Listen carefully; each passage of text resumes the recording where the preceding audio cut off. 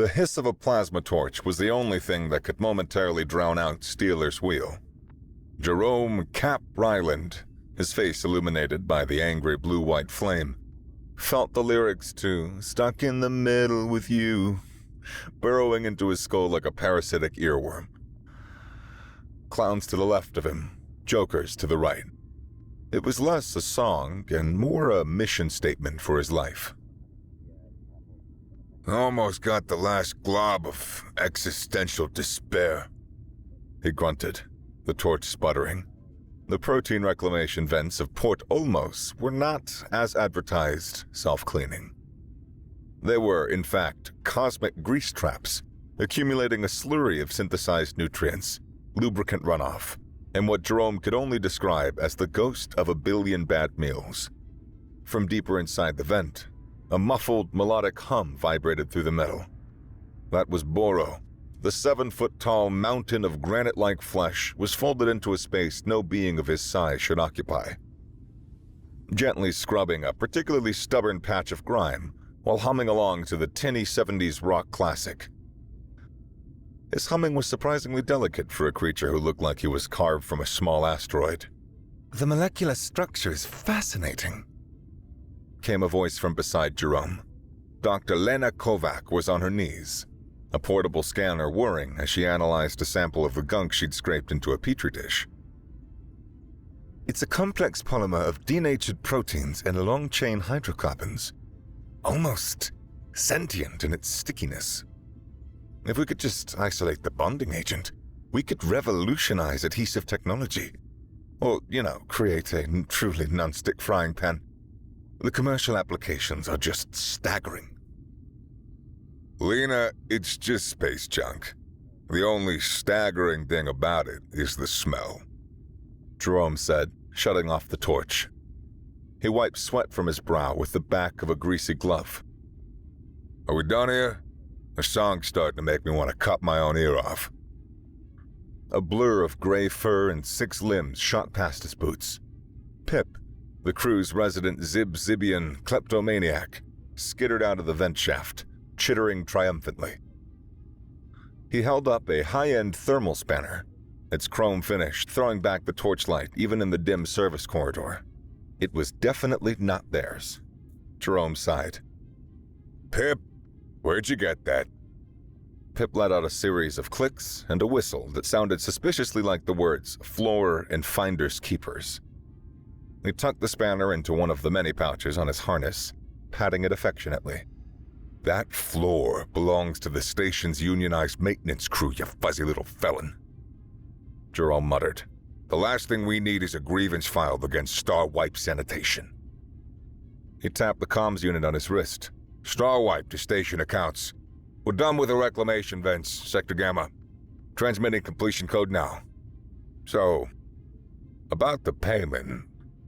The voice that crackled back was reedy and bureaucratic. "Payment for work order Omega Gamma 9 is pending review of invoice 6 Beta 4, which is currently flagged for excessive hourly billing." "Excessive? One of my guys had to be decontaminated for 3 hours after falling into a vat of what we think used to be tapioca pudding. You want to see excessive? I'll send you his therapy bills." "Regulations are regulations, Mr. Ryland. Furthermore, there's the matter of the docking fees, and the energy consumption tax, and the lingering odor fine." "A lingering odor fine? We're a cleaning crew. It's like giving a firefighter a ticket for water damage." The line went dead. Jerome slammed his fist against the vent wall, which just made his hand hurt and dislodged a fresh glob of slime that landed on his boot. He stared at it, defeated. The rent on their berth was due. The fuel tank was running on fumes. The noodle supply was dangerously low. Boro unfolded himself from the vent, the metal groaning in protest as he regained his full height. He looked surprisingly serene for a being who had just spent an hour contorted like a piece of cosmic origami. He patted Jerome gently on the shoulder with a hand the size of a dinner plate. "The universe provides, Captain." "Yeah, Boro." Jerome grumbled, kicking at the slime on his boot. "It provides gunk, fines, and terrible music." The bridge of the Starwipe also served as its kitchen, lounge, and primary storage bay for Pip's acquisitions. The smell was a permanent cocktail of sparking circuits from the perpetually failing life support, burnt coffee from the perpetually malfunctioning pot, Pip's musky fur, and the stale, vaguely chicken-flavored air of their last noodle rations. Jerome was hunched over a flickering monitor, trying to juggle what little credit they had between fuel, food, and bribes for docking master phlegm. Lena was attempting to cross-reference her gunk sample with a galactic database of industrial waste, muttering about covalent bonds. Burrow was watching an ancient Earth film on a datapad, a 21st century romantic comedy. A single tear, clear as spun glass, traced a path down his rocky cheek. "Her heart is a fragile bird, Captain," Burrow said, his voice thick with emotion. "He must learn to build a nest of trust before she can sing a song of love." "Right," Jerome said, not looking up from his pyramid of debt. "Nest of trust, got it." Suddenly, the main comms panel beeped, flashing a high-priority encryption Jerome hadn't seen since his Alliance days.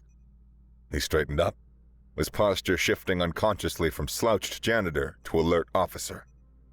Pip scurried over the console, his 6 spidery limbs moving independently. One tapped a sequence on a keypad, another slid a physical switch, and a third traced a path on the touchscreen.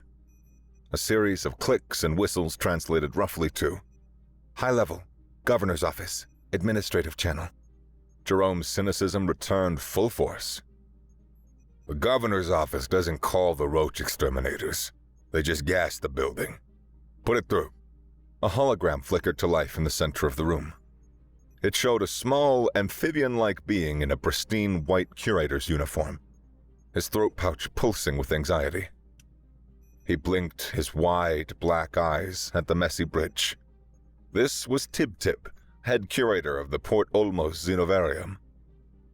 Greetings, he stammered, his voice a wet croak. Am I addressing the proprietors of Starwipe Sanitation?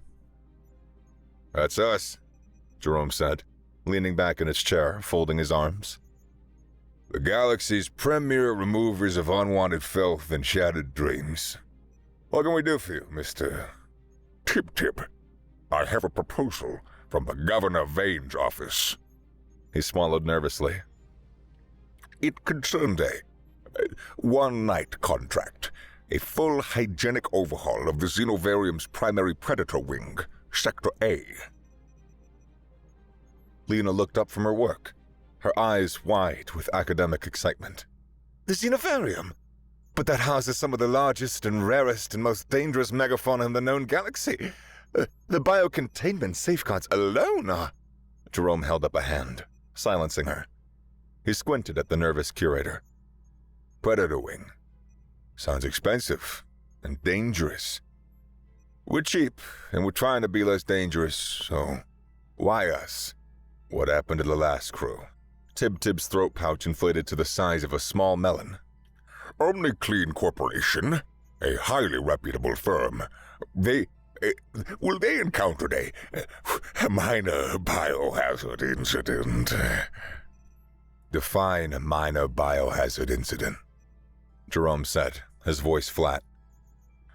"Mauling," Tib-Tib squeaked, the words rushing out. "The junior technician in charge of sterilizing the Calgorian soulflayer's feeding trough. He got too close. The creature's psychic scream alone flash-boiled the water in his eyeballs before the claws did their work.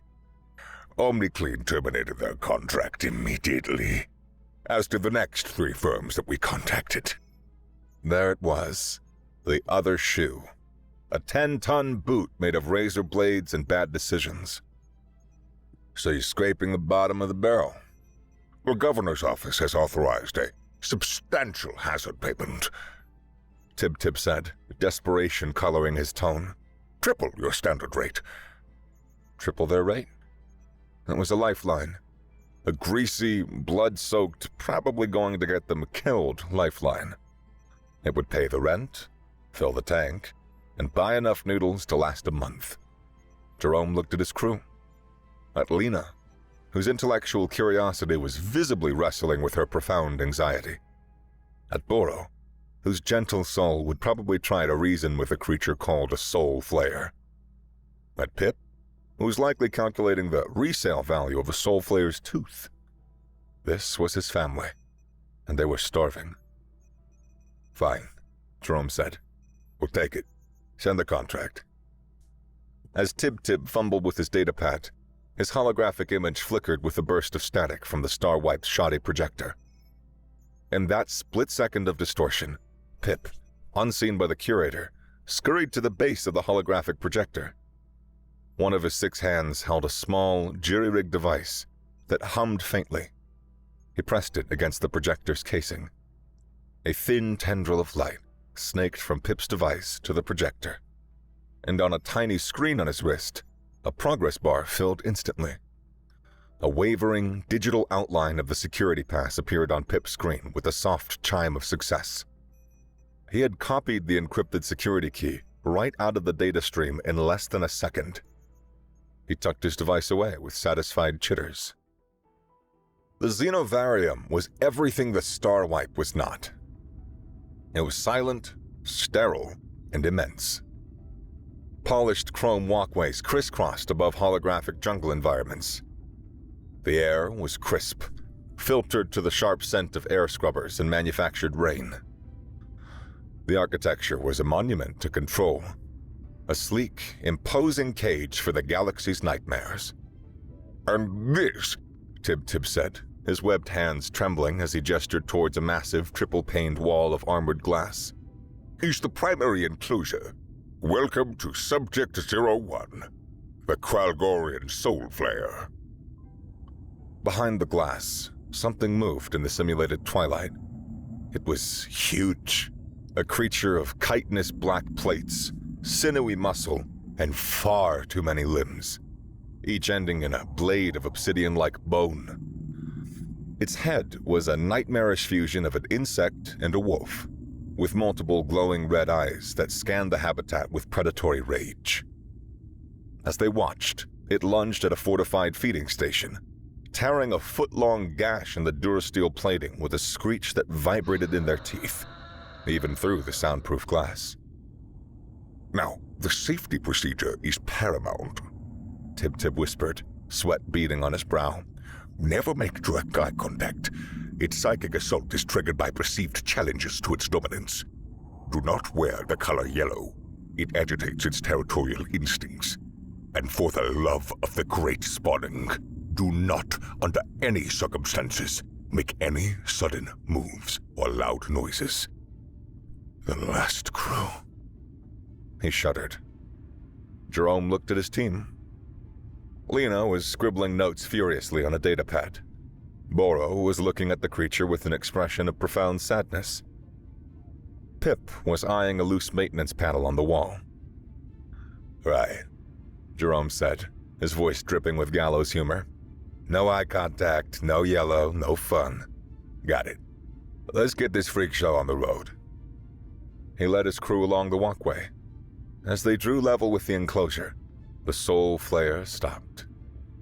The creature, which had been in the middle of a ferocious, habitat-destroying tantrum, froze mid-snarl, its bladed limbs going still. Slowly, deliberately, it turned its monstrous head toward the walkway. Its glowing red eyes, which were supposed to flash boil the water in your eyeballs, softened. It lowered its head, a gesture of profound, unbelievable deference. From the monster's throat came a low, vibrating sound. Not a screech of rage, but a deep, purring chuff. The deadliest predator in the Galactic Zoo bowed to them. The crew stopped dead. Jerome stared, his cynical brain refusing to process what his eyes were seeing. Did that thing just... Lena's mouth hung open. Inconceivable. The literature describes Kralgorians as pathologically aggressive, incapable of social submission outside their matriarchal hive structure. Boro, however, simply smiled.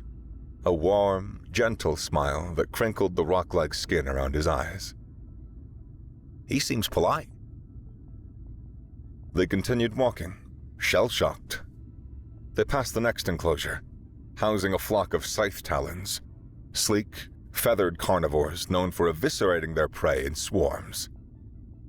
As the crew approached, the scythe talons, who had been shrieking and fighting over a carcass, fell silent. They folded their metallic wings and bowed their crusted heads in unison. Next was the chittering maw of Othos, a semi-amorphous blob of teeth and tentacles that was supposed to dissolve anything it touched. It retracted its tentacles and became placid, its constant, terrifying chittering softening into a gentle hum. One by one, every alpha predator, every genetic nightmare, every creature on the do not approach under penalty of agonizing death list became a silent, reverent welcoming party. The silence was broken by a soft thud. Tib-Tib, the curator, had fainted.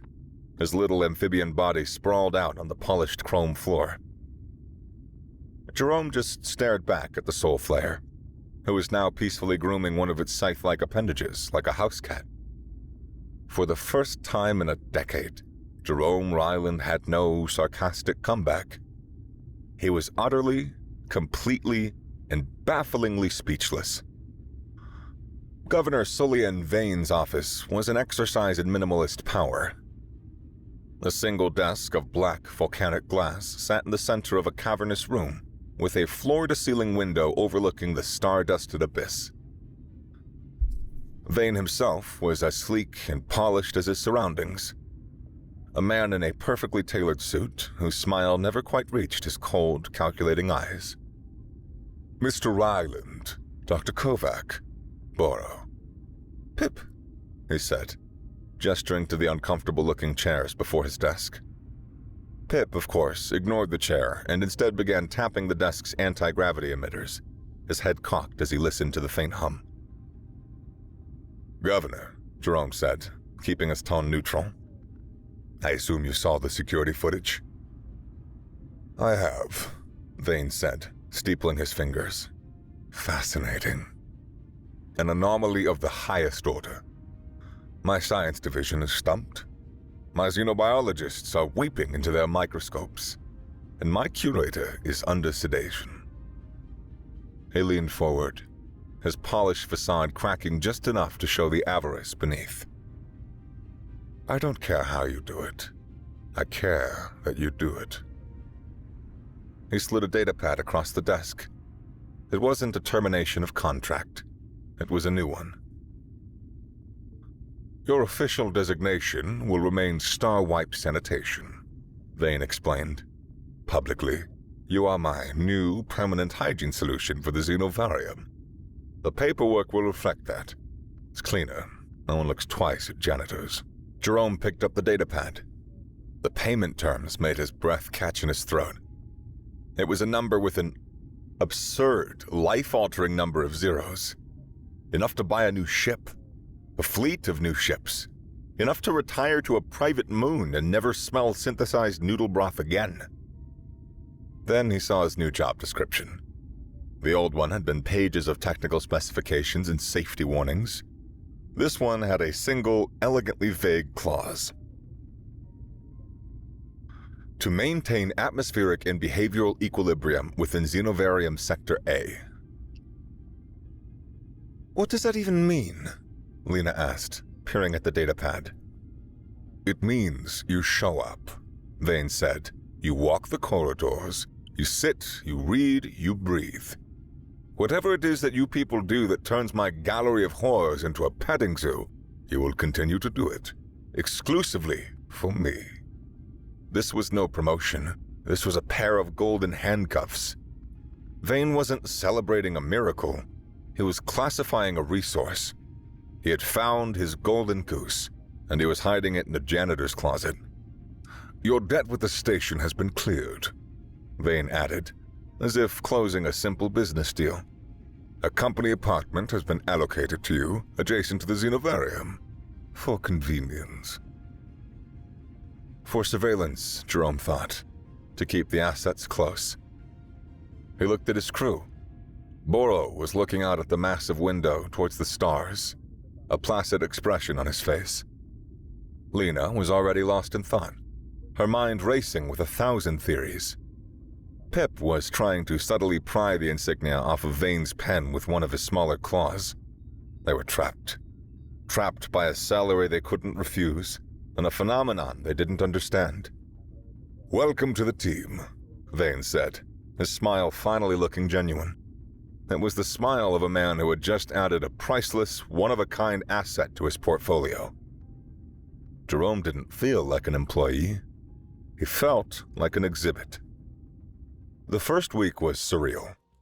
The new apartment was clean, so clean it felt hostile. The air didn't smell like anything. Not coffee, not burnt wiring, not even recycled oxygen. It was a perfect, sterile vacuum that made Jerome's lungs ache for the familiar, the homey stink of his own failing ship. There were no creaks, no sputtering circuits, no comforting grime. It was a cage, its bars forged from silence and antiseptic surfaces. Despite this, the opening chords of Red Bone's Come and Get Your Love seemed to be the universe's chosen soundtrack for their new, bizarre lives. The montage played out in a haze of comfortable absurdity. Jerome, a man who hadn't sat still for more than 5 minutes in 20 years, found a surprisingly comfortable spot on a maintenance catwalk overlooking the Soul Flayer's habitat. He'd brought a stack of pulpy, pre-diaspora detective novels he'd always meant to read. Below him, the horrifying killing machine would curl up on a heated rock and nap, its purring a low, seismic rumble that vibrated up through the metal. It was oddly soothing. Lena was in heaven. She had full, unrestricted access to the galaxy's most dangerous creatures, who were now acting like placid lab rats. With Boro standing guard, a task that mostly involved him meditating peacefully, she collected saliva swabs from the scythe talons, skin cell samples from the chittering maw of Othos, and atmospheric readings from every enclosure. Her quarters, a significant upgrade from the star wipe, but still hopelessly cluttered, were quickly filled with humming analyzers and bubbling beakers. Boro became the Xenovarium's unofficial storyteller. He would sit cross-legged before the enclosures, his cheerful voice calmly reciting ancient Lithian epic poems, or more often giving surprisingly insightful plot summaries of the rom-coms he also adored. The beasts would watch him, their supposedly primitive minds captivated. Pip predictably treated the state-of-the-art facility as his personal shopping mall. A focusing lens from a laser grid, a memory crystal from a habitat control panel, a hydrospanner from a water filtration unit. They all found their way into his seemingly bottomless pouches. Publicly, the change was a sensation. A news screen in the station's main concourse flashed with updated metrics. Visitor satisfaction plus 58%, ticket sales plus 62%. And the most telling statistic of all, the one that glittered like a diamond in a coal mine. Violent incidents in Sector A, minus 100%. Life was, for the first time, easy. The money was real, the threat of eviction was gone. But as Jerome turned a page in his novel, feeling the soul flares rumble through the sole of his boots, a familiar cynicism began to fester. This was too good, too easy. And the bright, shining negative 100% on the public news feed felt less like a trophy and more like a bullseye. In a lounge deep within the lawless shadow sector of the Omega Proxima station, the air was thick with the smoke of exotic spices and the low murmur of illicit deals. Light was a commodity here, used sparingly to illuminate glasses of glowing liquid and the glint of weapons. The figure sat alone at a secluded table, her form clad in a form-fitting suit of matte black armor that drank the surrounding light, leaving a human-shaped hole in the room. Her helmet was featureless, a mirrored visor hiding her face. This was the Serpent, a name spoken in fearful whispers in the black markets and corporate boardrooms of a dozen systems. She was a ghost, a legend, a beastmaster who specialized in acquiring the unacquirable. Her broker, a gaunt kith, his two prehensile headstalks twitching nervously, slid a datapad onto her table.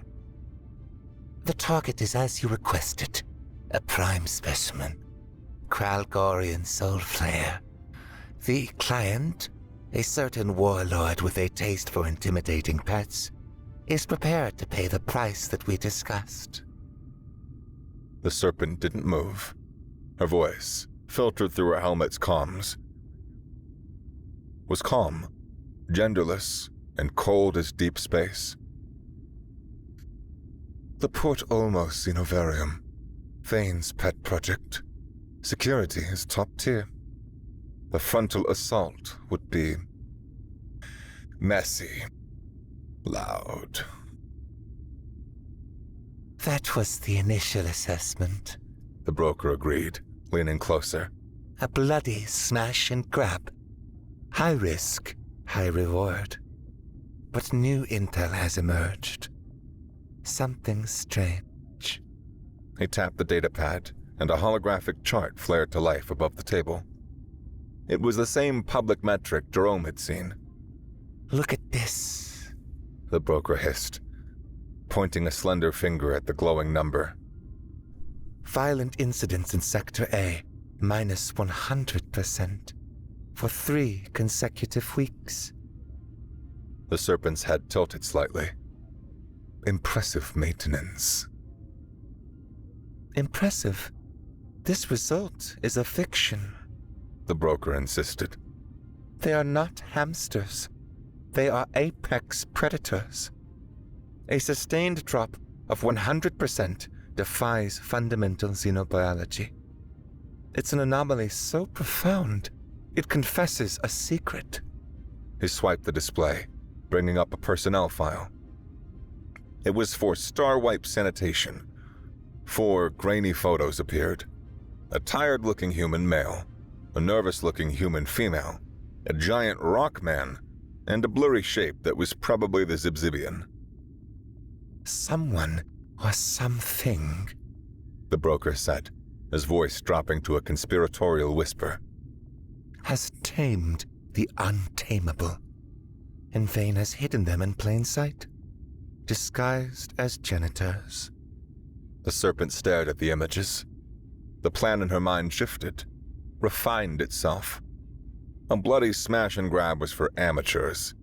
This required finesse, surgery. The beasts are no longer the primary target, She said, her voice a flat, deadly monotone. they are merely the contents. The real prize is the key to the cage. I've got it!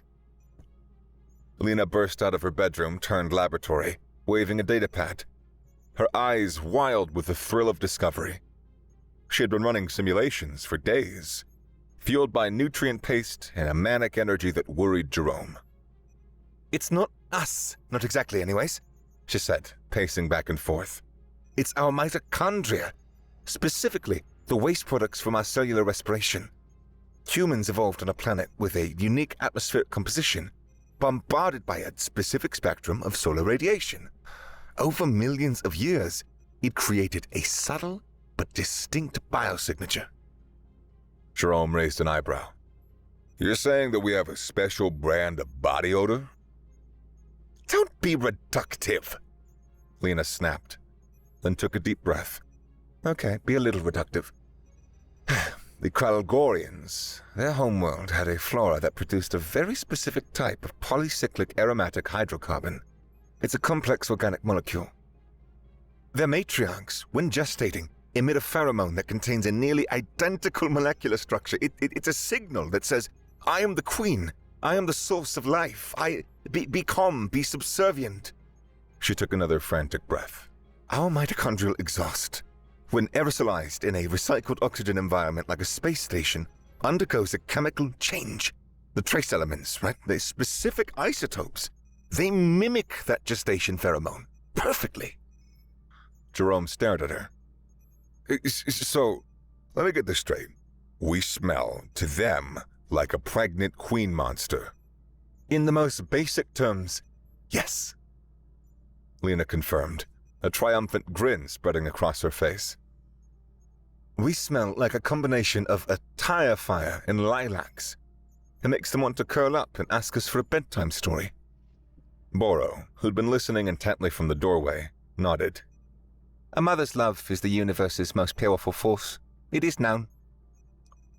Just then, Jerome's comlink, which he'd synced to the station's internal security network out of old habit, chirped softly. There was a feed from a hidden microphone in Vane's office. A little parting gift from Pip. Vane's voice was crisp and clear. No, the patent application has to be discreet. We can't patent the humans themselves. That is a legal minefield. We need to patent their biological output. The aerosolized pheromonal signature. We'll synthesize it, bottle it, sell it as the ultimate predator pacification tool. The janitors are just a temporary, fleshy delivery system. Jerome's blood ran cold. Lena's face fell, her triumphant grin dissolving. They weren't employees. They weren't even exhibits. They were livestock, being fattened up before the harvest. He's gonna bottle our breath, Jerome said, the words tasting like ash. And then he's not gonna need us anymore. The comfortable cage had just gotten a lot smaller. The quiet hum of the Xenovarium's after-hours life support was their new normal. Jerome was halfway through the big sleep, the soul flare snoozing below. Lena was recalibrating a spectrometer. Boro was quietly polishing a smooth riverstone. Pip was somewhere, probably committing a petty felony. Then the world turned red. The main lights cut out, replaced by the strobing pulse of crimson energy beacons. A klaxon began to blare, a deafening station-wide shriek. Warning! Unidentified hostiles detected in Sector Delta. Code Omega. All personnel to secure locations. This is not a drill. With a series of thunderous, echoing booms, massive blast doors slammed down, sealing every corridor, every sector, every exit. The Xenovarium had just become a sealed tomb. Jerome, Lena, and Boro scrambled to the main security console near the entrance. The monitors, which usually showed tranquil habitats, now displayed chaotic scenes from around the station. Then, every screen went black. A moment later, they all flickered back to life, but with a new, unified image. A simple, elegant symbol of a serpent eating its own tail. The station-wide klaxon cut out, replaced by a voice. It was the same calm, cold, filtered voice from the Shadow Sector lounge, now broadcast across the entire station's PA system. Good evening, Port Ulmos. This is the Serpent. There has been a minor but necessary security breach. For your own safety, all sectors will remain in lockdown until our operation is complete. Do not interfere. Do not attempt to be heroes. We are professionals. This will be clean, quiet, and efficient. Thank you for your cooperation. On one of the few monitors still linked to the Xenovarium's internal cameras, they saw them. Figures in identical matte black armor, emerging silently from maintenance hatches and ventilation shafts in the service corridors. They moved with the fluid grace of apex predators. They were inside. Another monitor showed a feed from outside Governor Vane's office. They watched as the governor, his face a mask of pure terror, scrambled into a hidden panel inside his wall. A Durasteel panic room hissed shut behind him. He was no villain, no mastermind, just a coward. Jerome looked at the blast doors, then at the monitor showing the silent, approaching hunters. They weren't here for the beasts. The one on the comms had confirmed it. They were here for the janitors. They were on their own, trapped in a cage with far more dangerous kinds of predators. The darkened corridors of the Xenovarium, once a place of bizarre tranquility, were now a hunting ground. The emergency lights cast long, dancing shadows that turned familiar shapes into lurking monsters. The only sounds were the thrum of the sealed-in ventilation and the frantic beating of their own hearts. "This way," Jerome whispered, pulling Lena and Boro into a cramped alcove behind a bank of nutrient dispensers. "They'll be sweeping the main walkways first." As if on cue, two of the Serpent's mercs moved past their position, their footsteps utterly silent on the chrome floor. They moved back to back, rifles up, their overlapping fields of fire leaving no corner unchecked. They were ghosts in black armor. Pip suddenly dropped from a ceiling conduit, landing silently beside them. He held up a small device he'd clearly liberated from a communications hub. He clicked and whistled, pointing at it. He tapped into their comms. The Serpent's voice, now a private whisper in their ears, was clear and precise. "Team lead, report. Main concourse is clear." "Clear, Serpent. Moving to Sector A habitats. No sign of the assets." "Remember the mission parameters," the Serpent's voice commanded. "The biologicals are the prize. Do not damage the human assets. I need them alive and functional. They are the key." The confirmation stole the air from Jerome's lungs. They weren't just in the way, they were the treasure. They crept from their hiding spot, moving deeper into the labyrinthian service corridors. They rounded a corner and came face to face with another merc. There was no time to react. The merc raised his pulse rifle, the barrel glowing as it charged. Suddenly, a blood-curdling screech echoed from nearby. It was from the chittering maw of Othos. The amorphous creature, placid moments before, was now in a frenzy. It slammed itself against its armored glass, its dozens of mouths gnashing, its tentacles lashing out. It wasn't looking at the crew. It was looking at the merc. The man's non-human pheromones, his alien aggression, had set it off. The distraction was all they needed. The merc instinctively flinched, his focus shifting for a split second. Jerome grabbed Lena and yanked her into a side passage. Boro simply moved, becoming a granite wall between them and the soldier. They scrambled away into the darkness as the merc, recovering, fired a shot that sizzled through the air where they had been. They were safe, for now, but they were being herded, hunted, and they were running out of places to hide.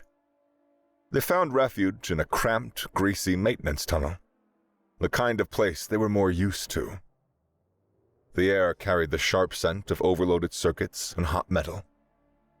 Lena was hyperventilating, her scientific curiosity completely eclipsed by raw terror.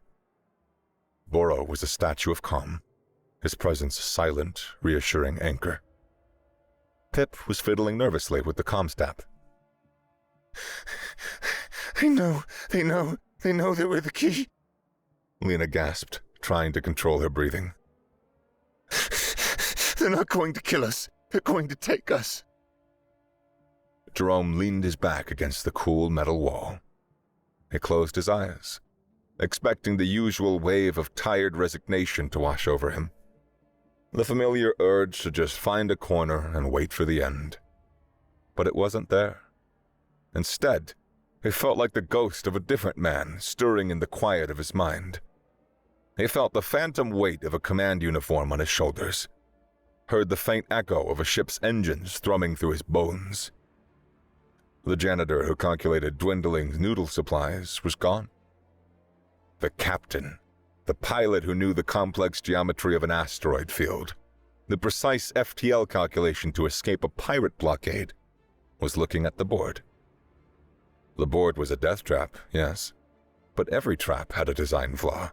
Every system had a weakness. His eyes snapped open, a new clarity in them. "Okay," he said, his voice low and steady. Every eye turned to him. "Okay. They're the hunters, we're the prey. But they've made a mistake. They've locked themselves in here with one of our guard dogs."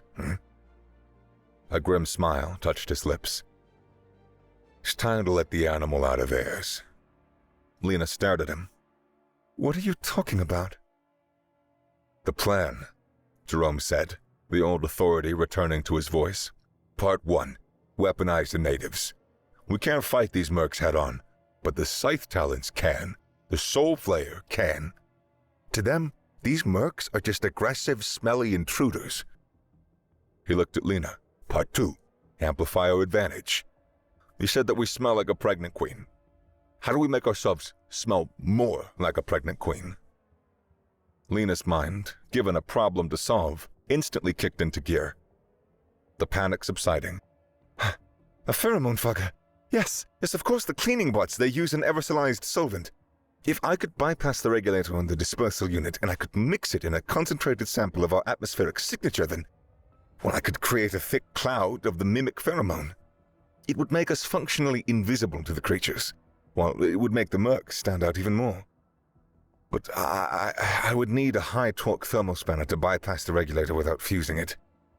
A triumphant chitter came from the darkness.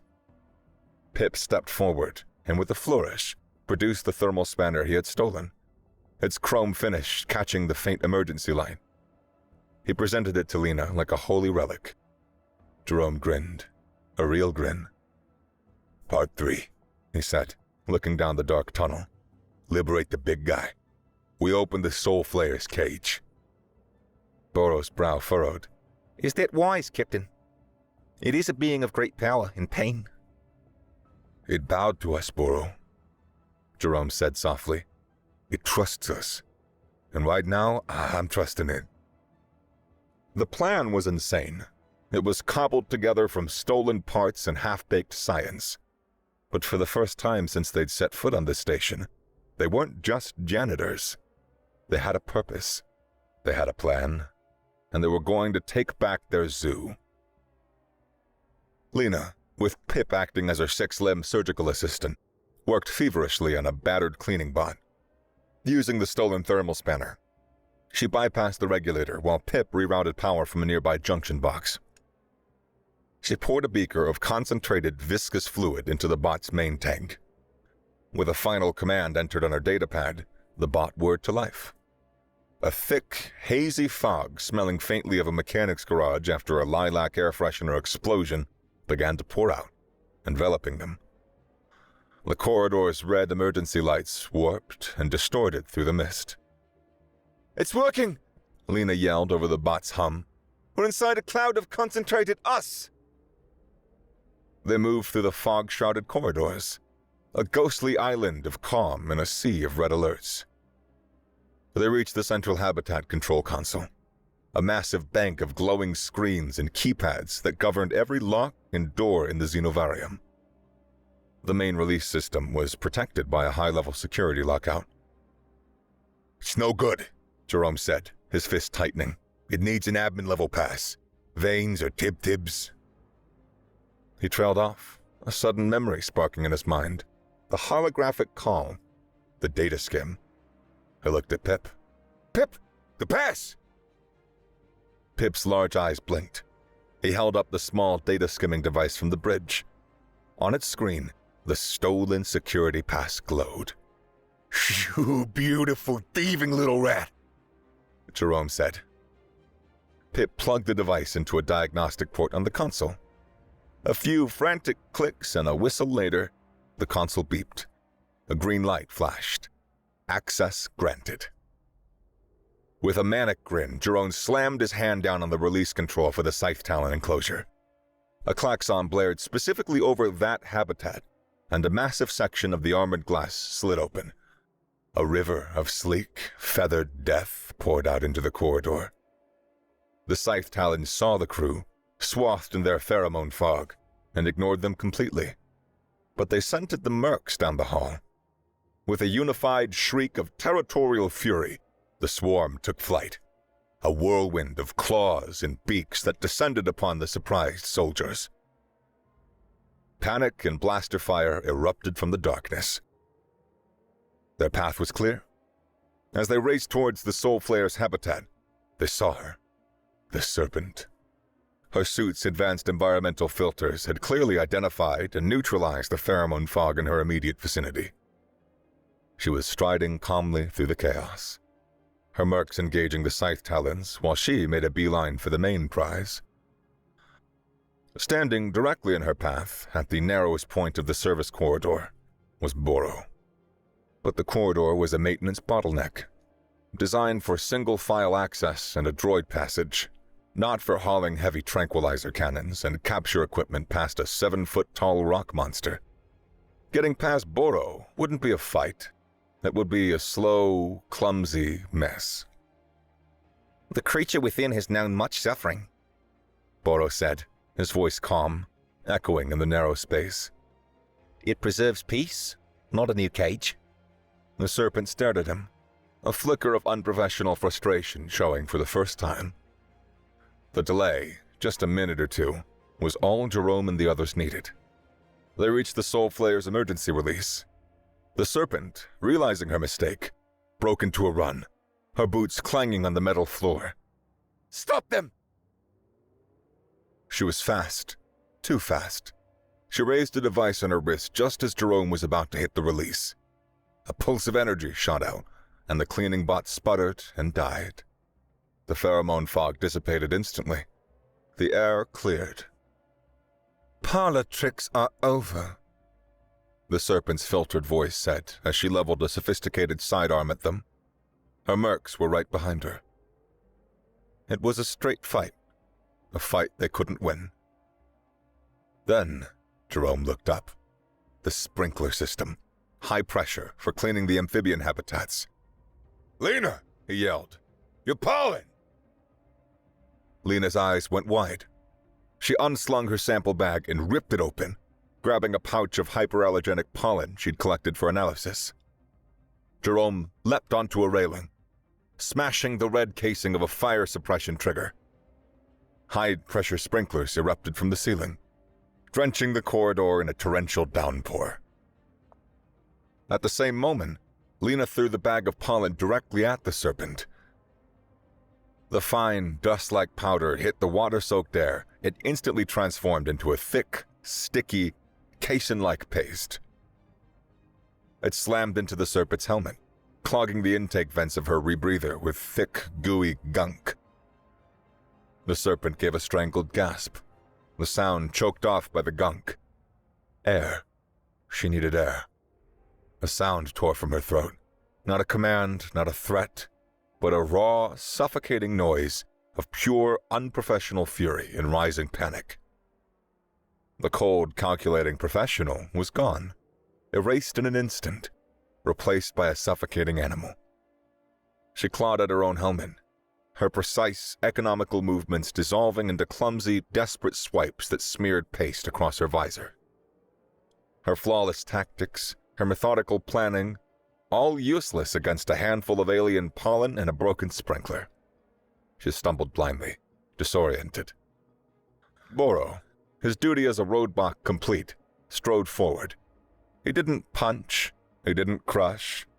He placed his large, flat hand on the Serpent's shoulder and gave a single, definitive, powerful shove.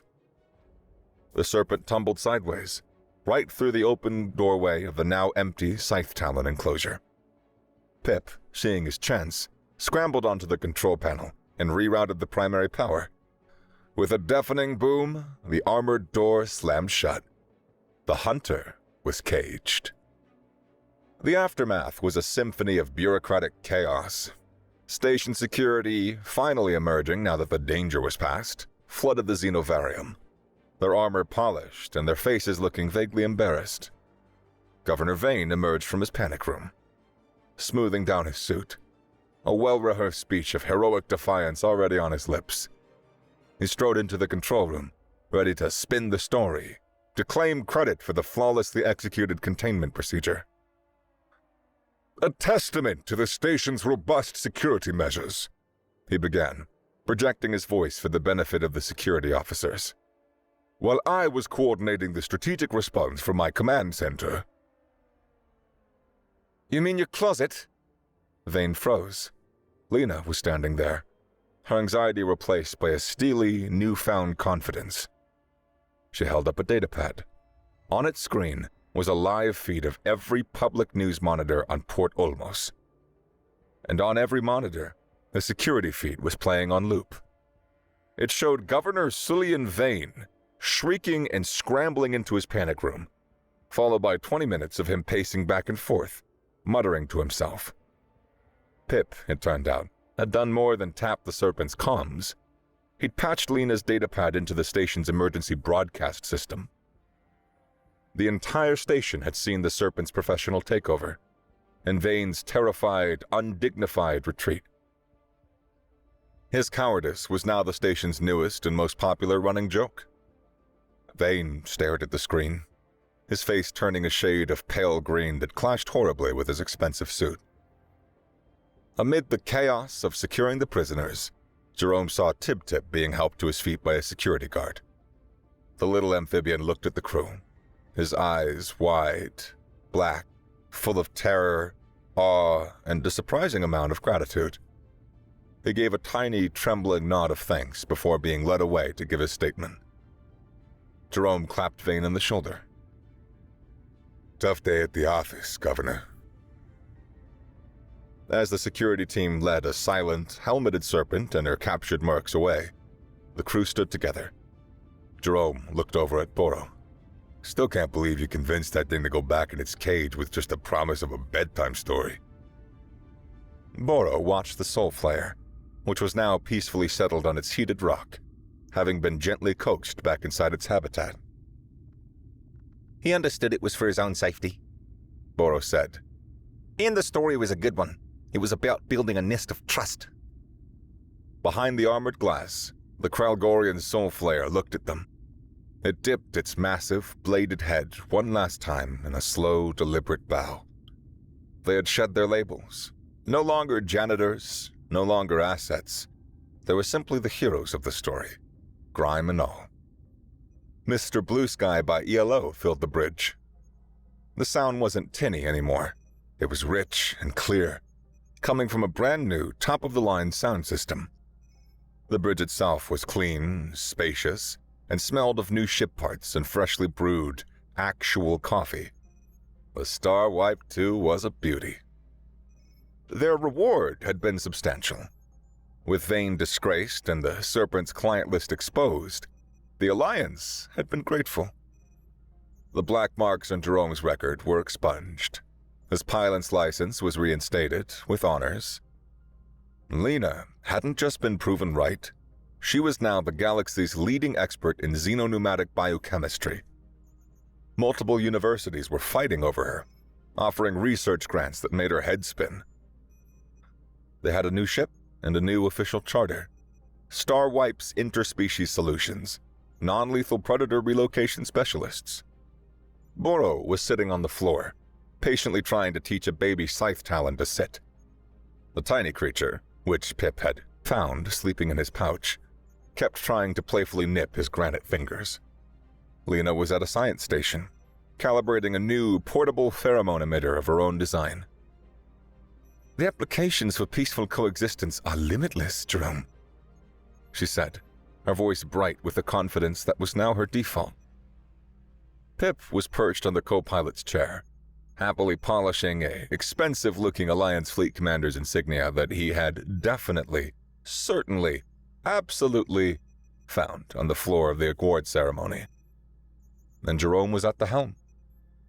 He looked around the bridge at his family. Lena, brilliant and bold. Boro, a pillar of gentle strength. Pip, the chaos agent of loyalty. He thought of the song that had been the soundtrack to his misery for so long. Clowns to the left of him, jokers to the right. The song finally made sense. It was never a mission statement for his despair. It was a roster. His roster. And he wouldn't trade them for anything in the universe. He was smiling. A genuine, unforced, deep-from-the-chest smile. The cynic was still in there somewhere, but he was no longer in the captain's chair. All right, you pack of weirdos, he said, his hand resting on the FTL drive control. Our first official mission. A colony of farmers on Tau Ceti F were having a problem with dune worms eating their space yams. They've asked for the best. He looked at his crew, his family, and his smile widened. Let's go give 'em a hand. He engaged the drive. The stars outside the viewport elongated, stretching into brilliant streaks of blue and white. A Star Wipe 2 leaped into the cosmos, a grimy, beautiful rock and roll ship full of second chancers, off to their next adventure. Finally, a crew with a real destination.